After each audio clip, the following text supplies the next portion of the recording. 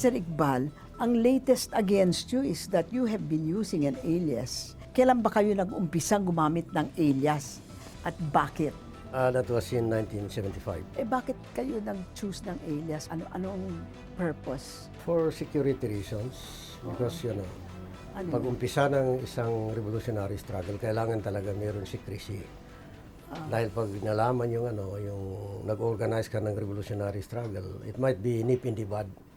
And then as a person, you really have to conceal your identity, your family, your relatives. Especially nung umpisahan po namin yung pag-organize po namin panahon ng martial law po.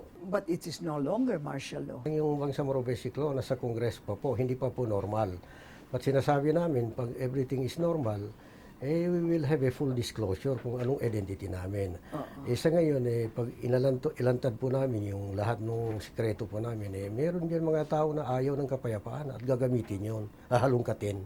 Totoo ba ang sinabi ni Alan Cayetano na ang pangalan nyo Datukan Abbas? Alam po niyo, I cannot confirm, I cannot deny. Ganun ba? Nung nag-usapan kayo ng gobyerno yung peace talks, sinabi ninyo kung ano ang tunay na pangalan nyo o hindi? In the most, yung sa critical na period, dahil inaalagaan po namin yung identity namin at saka yung movement namin, halos isang lugar, ibang pangalan po namin. What do you think is going to be the effect of this paggamit ng alias ni Mr. Iqbal? Sa totoo lang po, one has nothing to do with the other. Kasi yung kilala naman at tinanggap na ng gobyerno, ng peace panel, ang katauhan ni Chair Iqbal. At yung over 18 years, meron ng trust building, may trust and confidence na ang bawat panel sa isa't isa.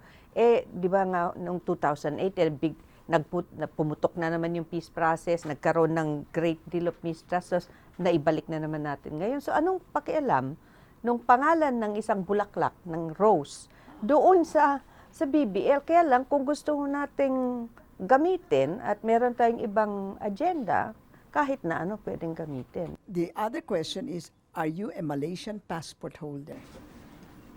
Certainly, I don't bring any Malaysian passport. Really? It is always a Filipino passport. Since July 2003, I've been traveling to Malaysia, I think mga 100 times or even more than 100 times. I use the same passport. Alam naman ng immigration. Nakalagay doon, Iqbal. Ibang pangalan po. Yung real name. Well, it's my legal name because it's in the passport. Really? But it's not Iqbal. Certainly it's not. Alam naman nila kasi minsan we travel to Kuala Lumpur together. So there's nothing secret as far as my name in the passport is concerned.